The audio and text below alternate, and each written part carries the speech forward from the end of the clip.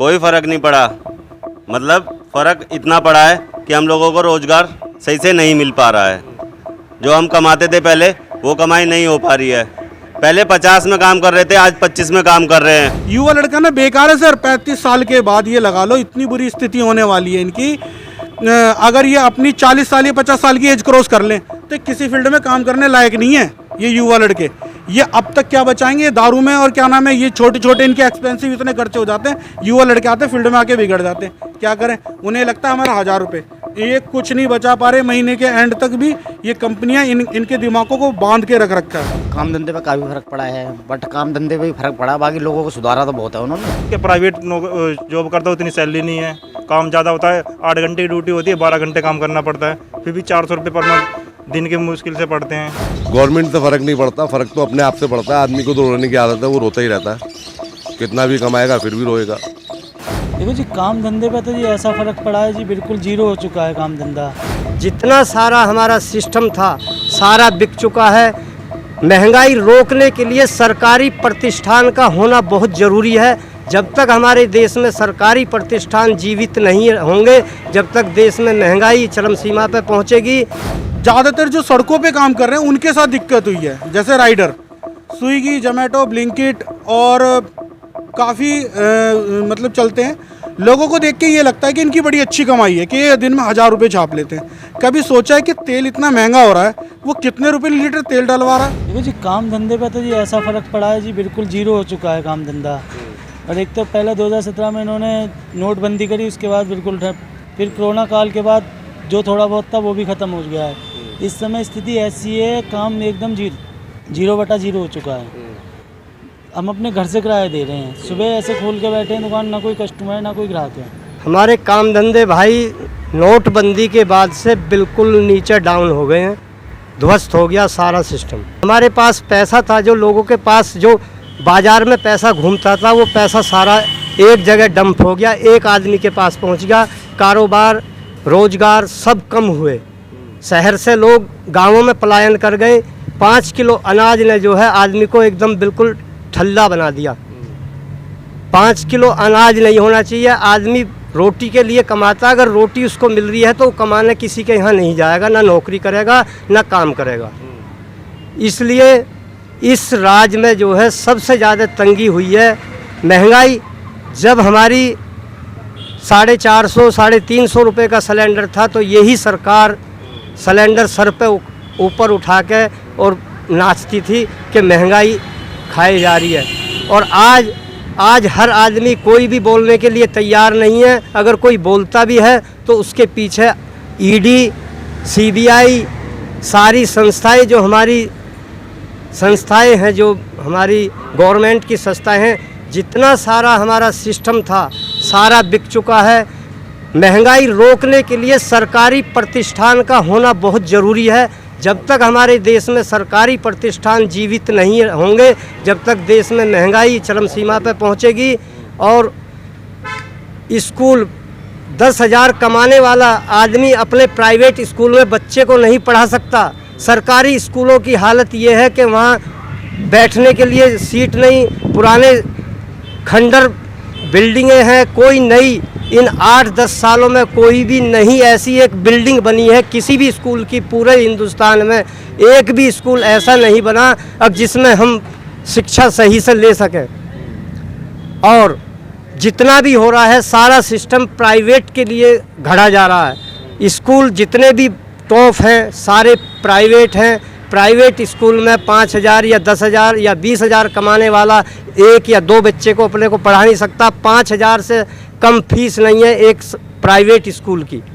अगर किसी के 2 बच्चे हैं तो 10,000 हो गया। अगर किसी आदमी की 10,000 सैलरी ले रहा है तो बताओ बच्चे पढ़ाएगा या अपना पेट पालेगा। कांग्रेस के टाइम की क्या स्थिति थी? कांग्रेस के टाइम में हर आदमी खा रहा था, हर आदमी कमा रहा था, सब बराबर था।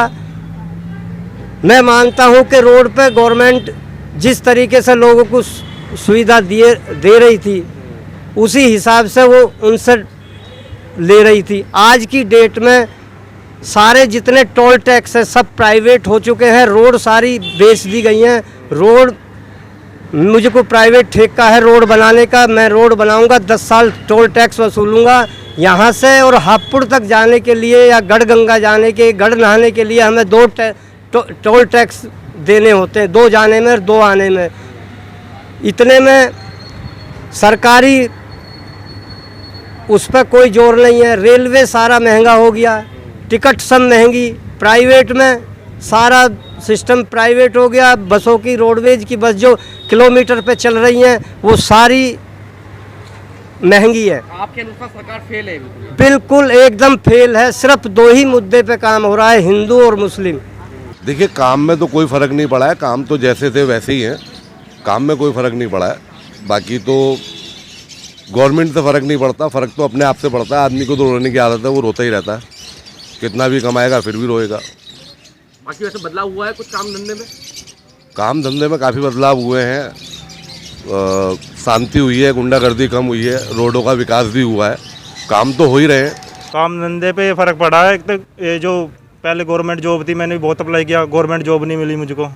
ठीक है, प्राइवेट जॉब करता हूँ, उतनी सैलरी नहीं है, काम ज़्यादा होता है, 8 घंटे की ड्यूटी होती है, 12 घंटे काम करना पड़ता है, फिर भी 400 रुपये पर मंथ दिन के मुश्किल से पड़ते हैं।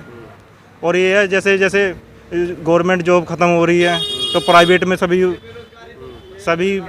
प्राइवेट जॉब के पीछे चल रहे हैं सभी। उसमें नौकरी में है जहाँ हमें 12,000 रुपये सैलरी मिलती है, कभी वहाँ कोई 10 दे रहा है। बेरोजगारी इतनी बढ़ रही है। मैं तो ये प्रधानमंत्री नरेंद्र मोदी से ये बोलना चाहता हूँ कि गवर्नमेंट जॉब की भी वैकेंसी निकालो, जिससे कि गवर्नमेंट जॉब से हमें जो पढ़े लिखे बंदे हैं नौकरी मिल जाए गवर्नमेंट, जिससे कि हमारी सैलरी बढ़ जाए। हमें ये पढ़े लिख के फ़ायदा क्या होता है? नौकरी के लिए तो बंदा पढ़ता है कि बंदा पढ़ लिख के कहीं गवर्नमेंट जॉब करे। अब गवर्नमेंट जॉब ही खत्म हो रही है तो क्या करेगा बंदा? काम धंधे पे काफ़ी फ़र्क पड़ा है, बट काम धंधे पे भी फ़र्क पड़ा, बाकी लोगों को सुधारा तो बहुत है उन्होंने। जो पहले चोर बाजारी थी, पुलिस वाले पैसे मांगते थे हर चीज़ से, अब कहाँ है वो? एक योगी और एक मोदी जी यही तो कर रहे हैं, ठीक कर रहे हैं हमारे लिए। तो भाई हम तो गलत नहीं कहेंगे, बट ये है काम धंधे पे काफ़ी असर है। क्या फ़र्क पड़ा है काम धंधे? काम धंधा वही है, थोड़ा सा कम हो गया, बाकी दाल रोटी तो चली रही है लोगों की, ऐसी कोई दिक्कत नहीं है।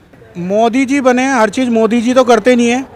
बाकी ये कि बहुत काम अच्छे हुए हैं, बहुत काम गलत भी हो रहे हैं। देखा जाए कि ज़्यादातर जो सड़कों पे काम कर रहे हैं उनके साथ दिक्कत हुई है, जैसे राइडर, स्विगी, जोमेटो, ब्लिंकिट और काफ़ी मतलब चलते हैं। लोगों को देख के ये लगता है कि इनकी बड़ी अच्छी कमाई है कि ये दिन में 1000 रुपये छाप लेते हैं। कभी सोचा है कि तेल इतना महंगा हो रहा है, वो कितने रुपए लीटर तेल डलवा रहा है? फिर कभी ये सोचा है कि अब गर्मियाँ आने वाली हैं, कम से कम 4 बोतल या 5 बोतल तो पानी चाहिए, उसका खर्चा कितना हुआ? 60 से 70, 80, 100 रुपये करीबन ये हो गया। फिर खाने का खर्चा, ठीक है। महीने के अंदर अगर एक बार भी बाइक आपकी कहीं लग गई, अब अधिकारियों के लौंडे इतने घूमते हैं, गाड़ी ठुकते हैं, बहन तो चलानी नहीं आती, मतलब वो खर्चा भी हमारे ऊपर, ठीक है। दूसरी बात यह है, कंपनियां कहती हैं कि हम मेडिकल देते हैं, मेडिकल एप्लीकेशन में दे रखा होगा, ठीक है, बट हमारा एक्सीडेंट तत्काल हुआ, हमने अपनी जेब से लगा दिया, बाद में कोई सुनवाई नहीं है।